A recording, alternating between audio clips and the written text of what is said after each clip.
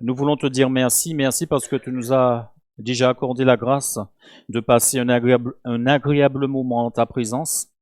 Nous croyons que lorsque nous nous rassemblons au nom de Jésus, tu es au milieu de nous.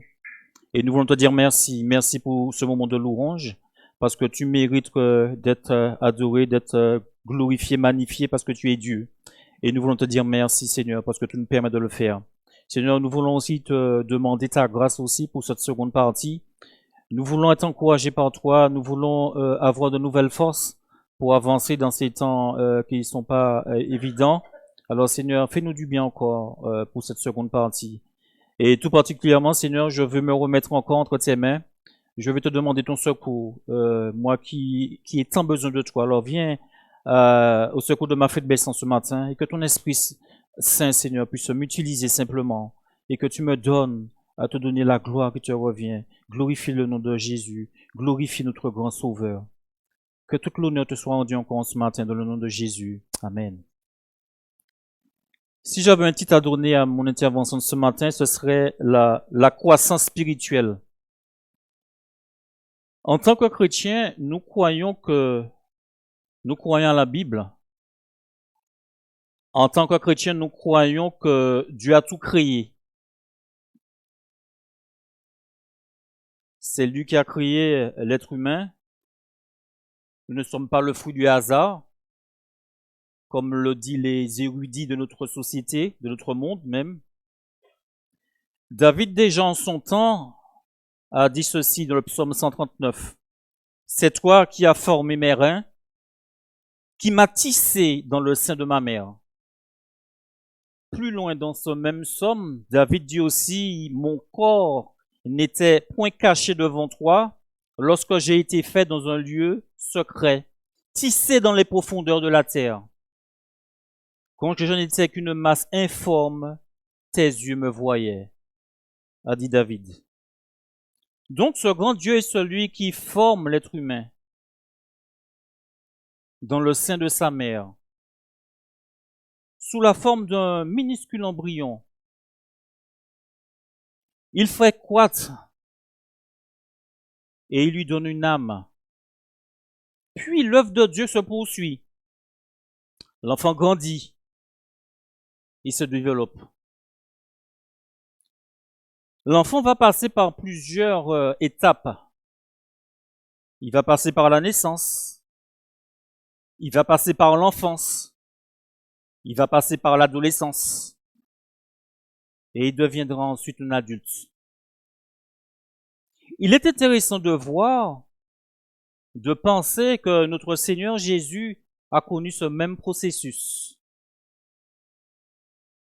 C'est impressionnant de pouvoir dire ça. Mais je voudrais lire un verset avec vous. Ce verset se trouve dans le livre de Luc, Luc le chapitre 2, et on va faire la lecture d'un verset, le verset 52. Donc Luc, le chapitre 2 et le verset 52. Alors Luc nous dit ceci. Et Jésus croissait en sagesse, en stature et en grâce devant Dieu et devant les hommes. Je voudrais relire ce verset. Et Jésus croissait en sagesse, en stature et en grâce devant Dieu et devant les hommes. Donc, notre Seigneur Jésus croissait en sagesse et en stature, nous dit ce verset.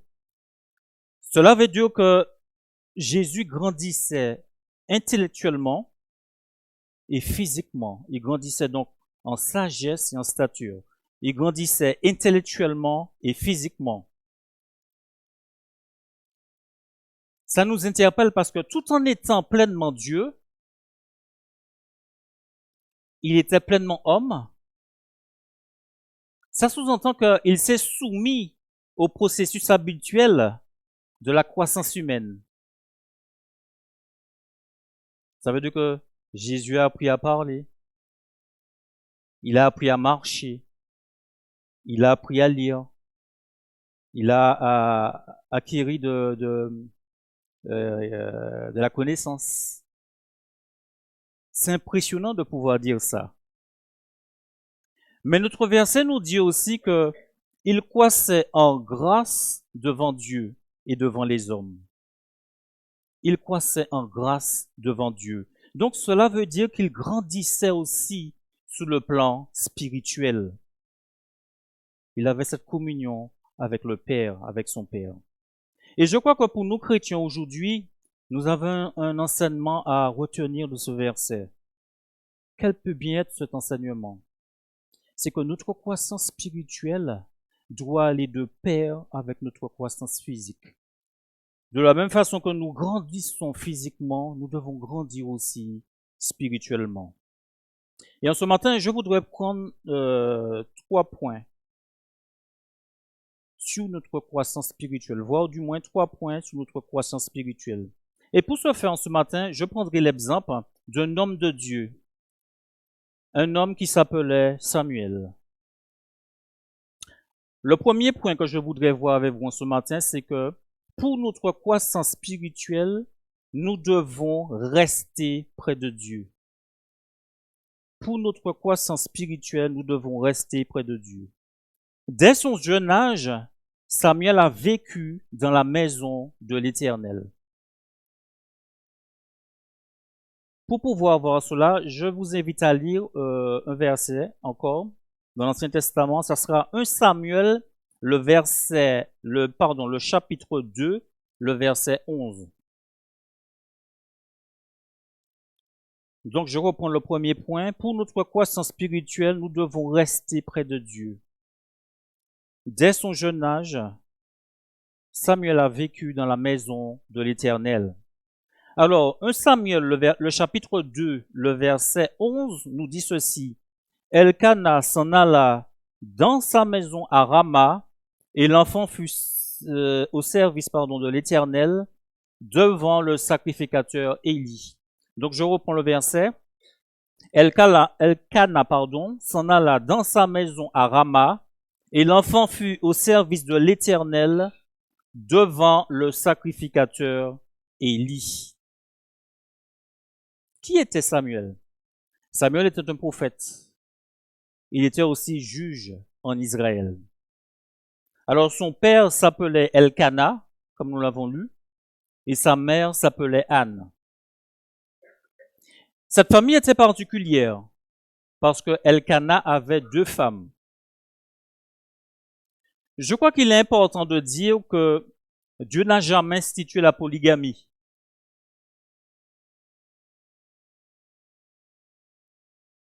Le plan de Dieu se trouve dans la Genèse, je crois que c'est Genèse 2, le verset 24, qui nous dit que Dieu dit, l'homme quittera son père et sa mère et s'attachera à sa femme et les 2 deviendront une seule chair. Ça, c'est le principe de Dieu. Ça, c'est la base que Dieu a donnée à l'homme.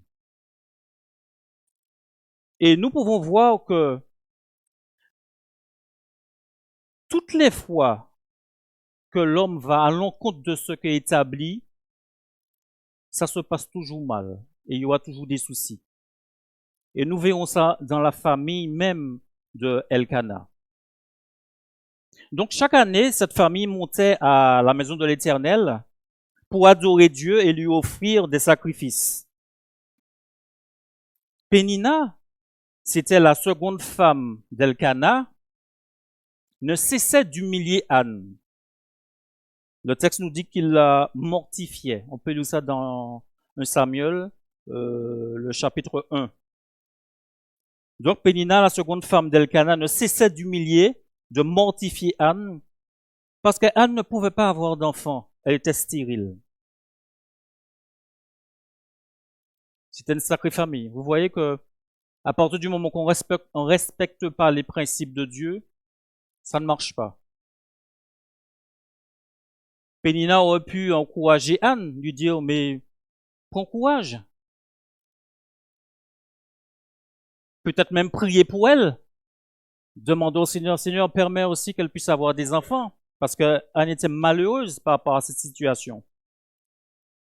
La Bible nous dit qu'elle mortifiait Anne. Elle humiliait Anne.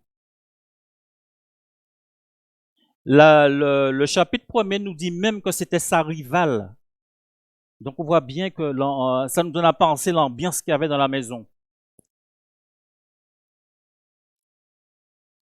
Ne pouvant plus tenir dans cette situation de souffrance, Anne va aller au pied de son Dieu avec son problème en disant, Seigneur, si tu me donnes un fils, je te le consacrerai afin qu'il te serve tous les jours de sa vie. C'est ainsi que Dieu va répondre à la prière d'Anne et lui donner un fils qu'elle appellera Samuel. Après une période de sevrage, elle va l'emmener dans la maison de l'Éternel. Et donc, dès son jeune âge, Samuel va servir dans le temple comme assistant des sacrificateurs. Et nous pouvons lire ça dans 1 Samuel, j'ai du mal, 1 Samuel, le chapitre 1, le verset 24, qui nous dit ceci, quand elle l'eut sevré, elle le fit monter avec elle et prit 3 taureaux, un épha de farine et une outre de vin. Elle le mena dans la maison de l'Éternel à Silo. L'enfant était encore tout jeune.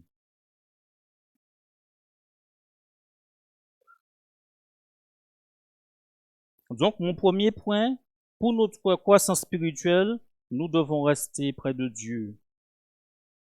Dès son jeune âge, Samuel a vécu dans la maison de l'Éternel. On peut se poser la question, vous pouvez me poser la question ce matin, mais quelle est l'application pour nous aujourd'hui? Est-ce que ça veut dire que nous devons laisser notre maison et venir habiter ici? Je vous dirai, ça tombe bien, il y a un plan d'agrandissement. Ah ouais, mais vous me direz que, mais c'est un peu petit, nous sommes nombreux. C'est vrai. Ben, je vous dirai que le pasteur Nicolas avec les anciens, ils vont acheter les champs qui sont aux alentours et nous allons faire un grand complexe. Nous aurons un grand complexe comme ça, tout le monde pourra venir habiter dans le temple. Il n'est pas d'accord, le pasteur n'est pas d'accord, il a dit chez moi. Donc, bien entendu, c'est apprendre dans le sens spirituel. C'est apprendre dans le sens spirituel. Mais une chose est importante, c'est que pour pouvoir rester près du Seigneur, il faut déjà faire une rencontre avec lui. Nous naissons tous créatures de Dieu, mais nous ne sommes pas tous enfants de Dieu. Pour devenir enfant de Dieu, il faut accepter Jésus-Christ pour son sauveur personnel. À tous ceux qui l'ont reçu, à tous ceux qui l'ont cru, elle a donné le pouvoir de devenir enfant de Dieu. Il faut accepter Jésus-Christ pour devenir enfant de Dieu. Et à ce moment-là, on peut rester à côté de ce Dieu-là en persévérant. Et je voudrais lire un verset qui va nous aider un peu à comprendre. Dans 1 Jean, c'est vrai que je vous fais beaucoup chercher des versets ce matin. Dans 1 Jean, le chapitre 2, le verset 28, nous pouvons lire ceci. 1 Jean, le chapitre 2, le verset 28 nous dit ceci. Et maintenant, petits enfants, demeurez en lui, afin que lorsqu'il paraîtra, nous ayons de l'assurance et qu'à son avènement, nous ne soyons pas confus et éloignés de lui. Et donc, en quelque sorte, rester près du Seigneur, c'est demeurer en lui, c'est persévérer, avancer avec ce Dieu-là. Nous n'avons pas besoin d'être comme Samuel qui vivait dans le temple, mais nous avons besoin de demeurer attachés à ce grand Dieu, demeurer en lui. Et pourquoi? Afin que lorsqu'il paraîtra, nous ayons de l'assurance. Nous avons entendu ce matin que il y a notre sœur Candale qui est partie. Et c'est vrai, c'est toujours une tristesse lorsqu'un enfant de Dieu s'en va. On sait bien où elle va parce qu'elle avait fait la paix avec son Seigneur. Mais ça nous montre que voilà, nous ne sommes pas éternels. Et maintenant, petits enfants, demeurez en lui, afin que lorsqu'il paraîtra, que nous ayons de l'assurance. De l'assurance que ce soit qu'il vienne nous chercher, ça a été mentionné aussi, par l'enlèvement, mais que ce soit qu'il vienne nous chercher aussi par le décès aussi, parce que ça peut arriver, mais que surtout nous ayons de l'assurance. Nous ayons de l'assurance qu'à son avènement, nous ne soyons pas confus et éloignés de lui. C'est surtout ça.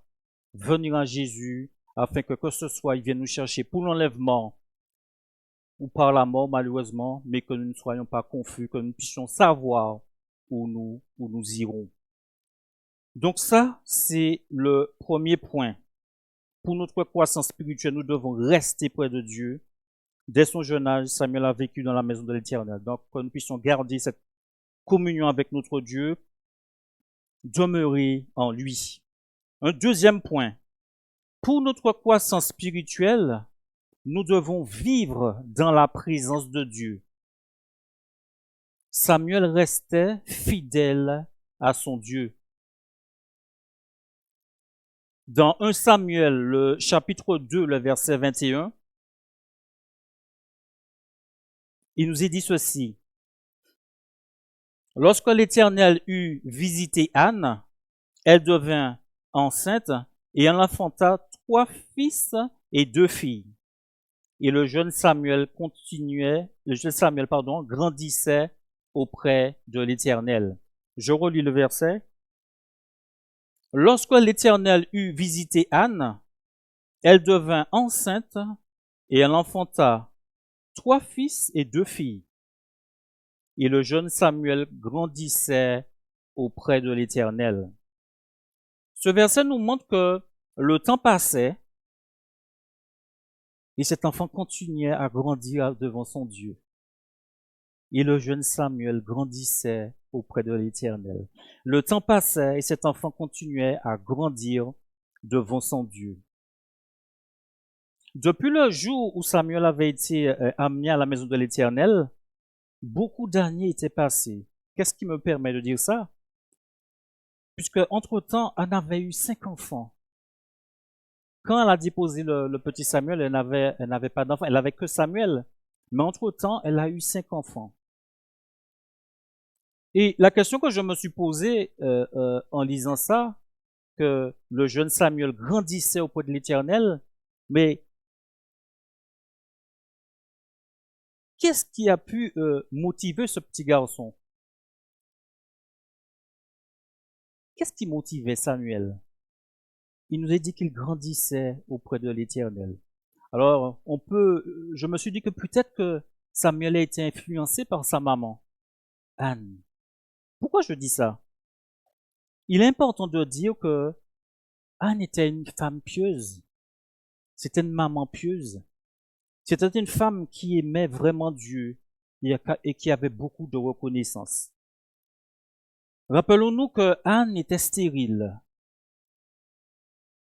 Anne est allée vers son Dieu avec son problème, sa stérilité, sa souffrance, les mortifications que lui prodiguait Pénina, lui disant que s'il lui accordait un enfant, il lui consacrerait cet enfant toute sa vie. Et nous voyons que lorsque Dieu a répondu à la requête, elle va accomplir un sacrifice d'accomplissement de vœux en l'honneur de l'Éternel. C'est pas la peine de prendre, mais vous pouvez noter dans Nombre 15, le verset 8 à 10, il stipule un peu ce que la loi disait pour le sacrifice. Et pour offrir un sacrifice en l'honneur de l'Éternel pour un bien accordé, on devait prendre un veau, 3 dixièmes de fleur de farine et un demi-hin de vin. Ça, c'était ce qu'on devait apporter pour faire un sacrifice d'accomplissement de vœux en l'honneur de l'Éternel. Ça, c'était ce que la loi demandait. Donc, on devait emmener un veau pour le sacrifier, 3 dixièmes de fleur de farine et un demi-hin de vin. Alors, je regardais un demi-hin de vin, c'est combien? Je crois que c'est 46 centilitres, je crois, de vin. Un veau et 3 dixièmes de fleur de farine. Mais Anne va donner beaucoup plus qu'il en fallait. Parce que lorsque nous lisons ce qu'elle a fait, on se rend compte qu'elle fit, quand elle est montée, quand l'enfant fut sevré, elle le fit monter avec elle. Et le texte nous dit elle a pris 3 taureaux, un épha de farine et une outre de vin. Ça, c'est dans 1 Samuel, le chapitre 1, le verset 24. Non, je me suis trompé, c'est pas ça.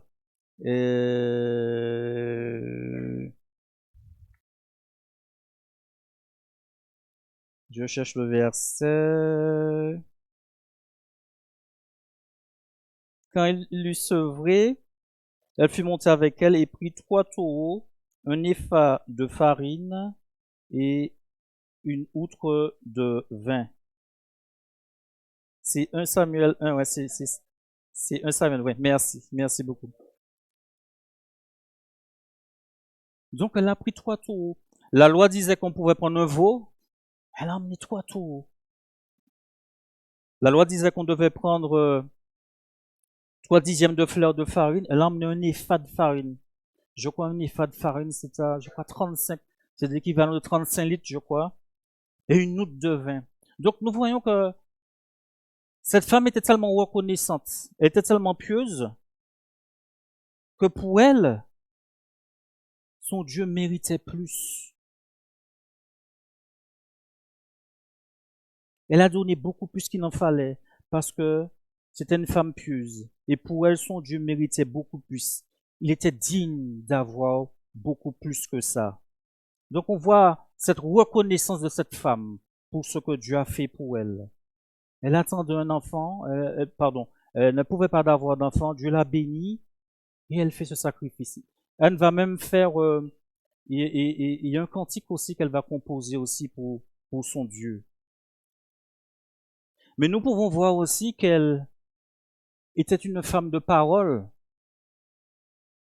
Parce qu'après la période de sevrage, elle va emmener le petit Samuel comme convenu à Élie pour servir le grand Dieu dans le temple. Parce que je me dis, c'est quelque chose de faire une promesse, mais c'en est une autre de l'accomplir. Lorsqu'on est dans des difficultés, on peut promettre certaines choses au Seigneur. Et puis, une fois que le Seigneur nous a bénis, on dira, Dieu connaît toutes choses. Dieu sait quand même que je voulais un enfant, c'est pas pour lui donner cet enfant. Le texte nous montre que après la période de sevrage, elle a emmené le petit enfant. Mais je me dis que Samuel était jeune. Sevrage, je pense que c'était peut-être 3 à 4 ans. C'est jeune quand même. Alors, elle avait déjà du mal à avoir un enfant. Le Seigneur lui accorde cet enfant. Elle le garde que 3 ans. 3 ans, 4 ans. Après, il faut le déposer chez Élie. Et là, le texte nous permet de voir que c'est chaque année qu'elle montait voir ce petit bout de chou.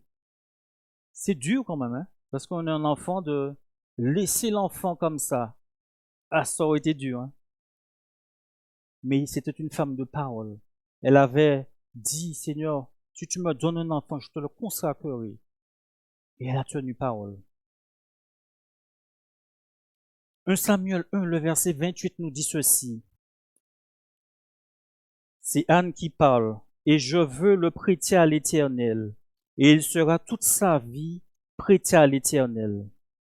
Et ils se prosternèrent là devant l'Éternel. Ce qui est intéressant de ce verset, c'est que ceux qui se sont prosternés devant l'Éternel à ce moment, il y avait Élie, le sacrificateur, il y avait Anne, la maman, et il y avait aussi le petit Samuel qui était là. Et toutes ces personnes se sont prosternées devant l'Éternel. Donc je me dis que peut-être que Samuel a été influencé. Il a vu sa maman, cette femme qui aimait Dieu, cette femme juste. Et peut-être qu'il a gardé ça dans son cœur.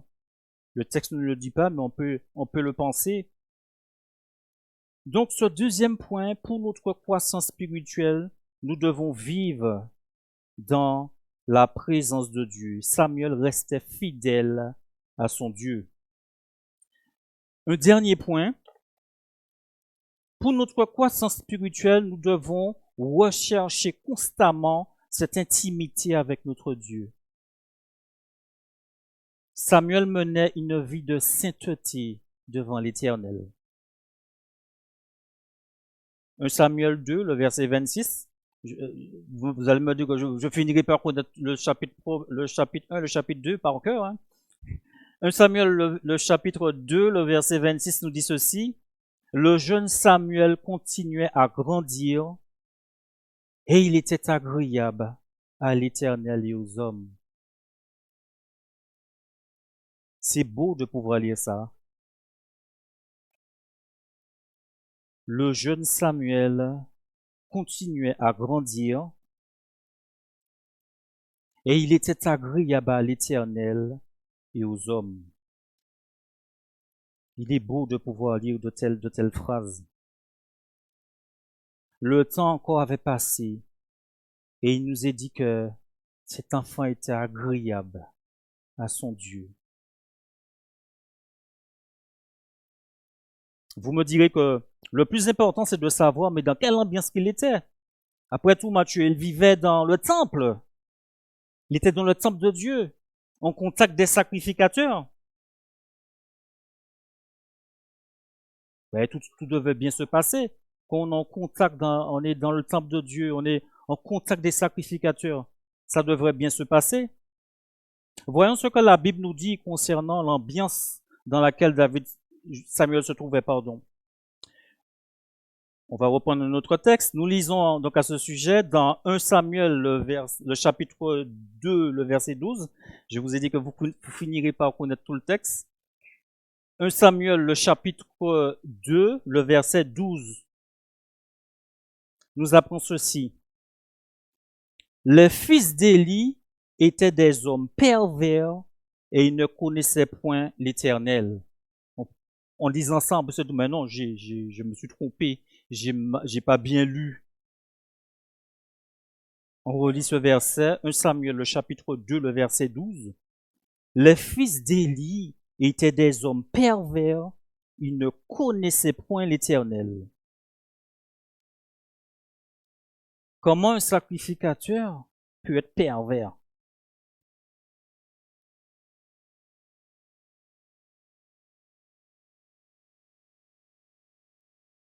Je vais lire un peu ce que le texte nous dit en entier. Les fils d'Élie étaient des hommes pervers. Ils ne connaissaient point l'Éternel. Et voici quelle était la manière d'agir de ces sacrificateurs à l'égard du peuple. Lorsque quelqu'un offrait un sacrifice, le serviteur du sacrificateur arrivait au moment où l'on faisait cuire la chair, tenant à la main une fourchette à 3 dents, piquait dans la chaudière, dans le chaudron, dans la marmite ou dans le pot. Et tout ce que la fourchette amenait, le sacrificateur le prenait pour lui. C'est ainsi qu'il agissait à l'égard de tous ceux d'Israël qui venaient là à Silo. Même avant qu'on fît brûler la graisse, le serviteur du sacrificateur arrivait et disait à celui qui offrait le sacrifice, donne pour le sacrificateur de la chair à rôtir. Il ne recevra de 3 points de chair cuite. C'est de la chair crue qu'il veut. Le verset 16. Et si l'homme lui disait, quand on aura brûlé la graisse, tu prendras ce qui te plaira. Le serviteur répondait, non, tu donneras maintenant, sinon je prends de force. C'est terrible de pouvoir lire ça. Donc le texte nous dit que c'était des hommes pervers, c'est-à-dire des hommes indignes, sans valeur morale. Et ce qui est plus terrible, c'est qu'ils ne connaissaient point l'Éternel. Voilà des hommes qui étaient dans le sanctuaire de Dieu, et le texte nous dit qu'ils ne connaissaient point l'Éternel. Ils n'avaient pas d'intimité avec ce grand Dieu. Ils n'avaient aucune communion avec ce Dieu-là.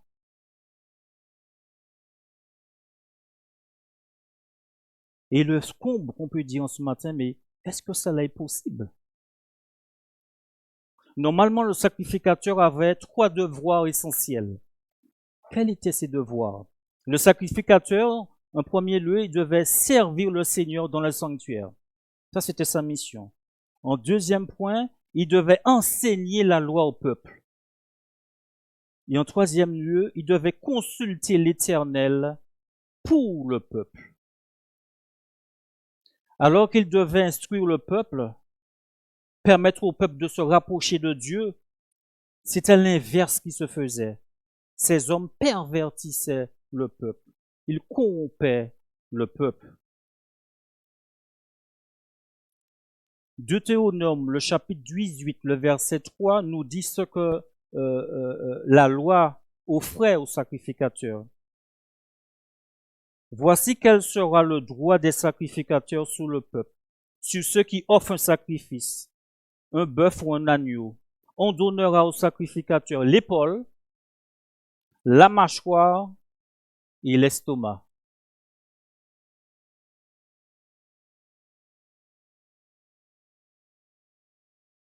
La loi disait qu'il devait avoir l'épaule.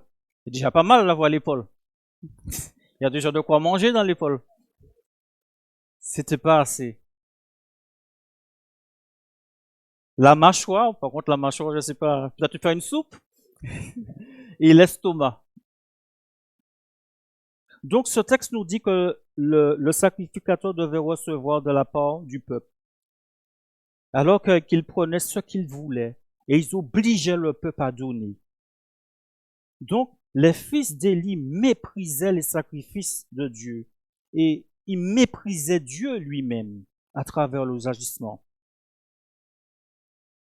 Et ces hommes allaient beaucoup plus loin parce que le verset 22 nous dit Élie était fort âgé et il apprit comment ses fils agissaient à l'égard de tout Israël. Il apprit aussi qu'il couchait avec les femmes qui s'assemblaient à l'entrée de la tente d'assignation. C'est pour ça que la parole nous a dit que les fils d'Élie étaient des hommes pervers. Ils ne connaissaient point l'Éternel. Cela nous permet de voir le contexte dans lequel se trouvait cet enfant. Il était entouré de gens complètement pervertis et le texte nous dit que le jeune Samuel continuait à grandir et il était agréable à l'Éternel. Donc cela peut nous montrer aussi que même si on est entouré de personnes dépravées, c'est pas une raison pour nous laisser aller non plus.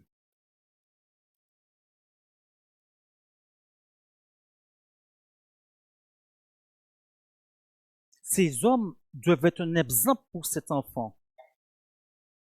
Et c'était une catastrophe, leur attitude. Et concernant le petit Samuel, que peut-on dire?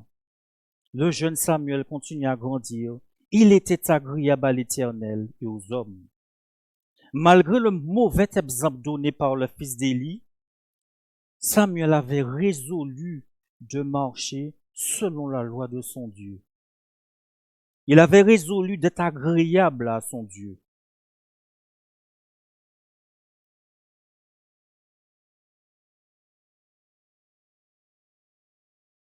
Et chose extraordinaire, on voit ça dans le chapitre 3, parce que ce jeune garçon était agréable à son Dieu, parce que ce jeune garçon était fidèle dans son comportement au grand Dieu de l'univers, ce grand Dieu va se révéler à cet enfant. Et Dieu va se révéler personnellement à Samuel. Samuel va devenir le porte-parole de ce grand Dieu. À 4 reprises, il va appeler Samuel pendant qu'il dormait.